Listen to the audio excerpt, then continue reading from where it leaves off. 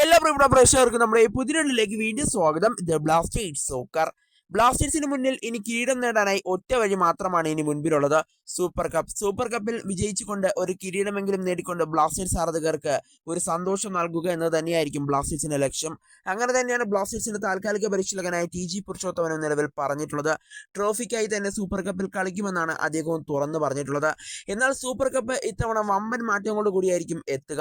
അതിന്റെ പ്രധാനപ്പെട്ട ഒരു കാരണമുണ്ട്. ഈ സീസണിൽ ഒറ്റ മത്സരം മാത്രമാണ് ഒരു ടീമിന് ഗ്രൂപ്പ് ഘട്ടത്തിൽ കളിക്കാനായിട്ട് സാധിക്കുക. അത് കഴിഞ്ഞ് പിന്നീട് ക്വാർട്ടർ ഫൈനലിലേക്കും അത് കഴിഞ്ഞ് പിന്നീട് സെമിയിലേക്കും അവിടെ നിന്ന് ഫൈനലിലേക്കും, ഫൈനൽ ജയിച്ചാൽ പിന്നീട് കിരീടം നേടാനും ഒരു ടീമിന് സാധിക്കും. ബ്ലാസ്റ്റേഴ്സിന് ഇതൊരു സുവർണാവസരമായി തന്നെ എടുക്കാൻ സാധിക്കുകയും ചെയ്യും.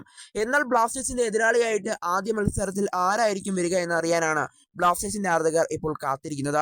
എന്നാൽ ബ്ലാസ്റ്റേഴ്സിന്റെ എതിരാളിയായിട്ട് ഏത് ടീമാണ് വരിക എന്നറിയാൻ ബ്ലാസ്റ്റേഴ്സിന്റെ ആരാധകർ കാത്തിരിക്കെ ഇപ്പോൾ അതിനെപ്പറ്റിയുള്ള അപ്ഡേറ്റുകൾ നിലവിൽ പുറത്തു വരുന്നുണ്ട്. ISL ക്ലബ്ബാണോ അതോ ഐ ലീഗ് ക്ലബ്ബാണോ ബ്ലാസ്റ്റേഴ്സിന് എതിരാളിയായിട്ട് വരുന്നതെന്ന് അറിയാനാണ് ബ്ലാസ്റ്റേഴ്സിന്റെ ആരാധകർ ഇപ്പോൾ കാത്തിരിക്കുന്നത്. എന്തായാലും നമുക്ക് വിശദമായി തന്നെ പരിശോധിക്കാം. അതിനു മുമ്പ് നമ്മുടെ ചാനൽ കണ്ടുപോകുന്ന ഏകദേശം 80% പേരും ചാനൽ ഇതുവരെയായിട്ടും ഒന്ന് സബ്സ്ക്രൈബ് ഇടില്ല. അതുകൊണ്ട് തന്നെ ദയവായി എല്ലാവരും നമ്മുടെ ചാനൽ സബ്സ്ക്രൈബ് ചെയ്തിട്ട് വീഡിയോ കാണാൻ ശ്രദ്ധിക്കുക. അപ്പോൾ നമുക്ക് ഇതിന്റെ വീഡിയോ തന്നെ കടക്കാം. എന്നാലും ISL തന്നെ ഒരു ക്ലബ്ബാണ് ബ്ലാസ്റ്റേഴ്സിന്റെ ആദ്യ മത്സരത്തിൽ തന്നെ എതിരാളിയായിട്ട് വരുന്നത്.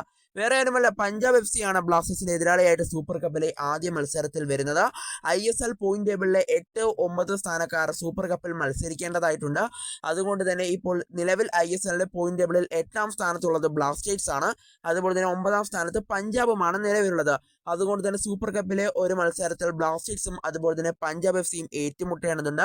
എന്തായാലും ആദ്യ മത്സരത്തിൽ തന്നെ പഞ്ചാബിനെ വീഴ്ത്താൻ ബ്ലാസ്റ്റേഴ്സിന് സാധിച്ചാൽ പിന്നീട് ബ്ലാസ്റ്റേഴ്സിന് ക്വാർട്ടർ ഫൈനലിലേക്ക് മുന്നേറാൻ സാധിക്കും.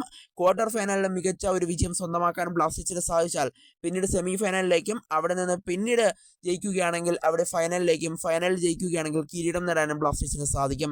വെറും 4 വിജയങ്ങൾ കൊണ്ട് മാത്രം ബ്ലാസ്റ്റേഴ്സിന് സൂപ്പർ കപ്പിന്റെ കിരീടം നേടാനായിട്ട് സാധിക്കും. കൂടാതെ ISL കപ്പുകളിൽ ഇപ്പോൾ ഒരു കിരീടം പോലും ഇല്ലാത്ത ഒറ്റ ടീം മാത്രമാണ് ഉള്ളത്. അത് കേരള ബ്ലാസ്റ്റേഴ്സ് ആണ്. ആ കിരീട വരൾച്ച മറികടക്കാൻ ടി.ജി. പുരുഷോത്തമനും സംഘത്തിനും സാധിക്കുമെന്നതാണ് ആരാധകർ ഇപ്പോൾ ഉറ്റുനോക്കുന്നത്.